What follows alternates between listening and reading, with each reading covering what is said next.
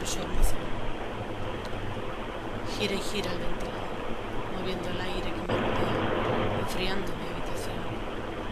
Gira el ventilador, a un latir, a una pena, dando vueltas sin sentido, variando la perdiz, eclipsando la luz que a mi corazón llega.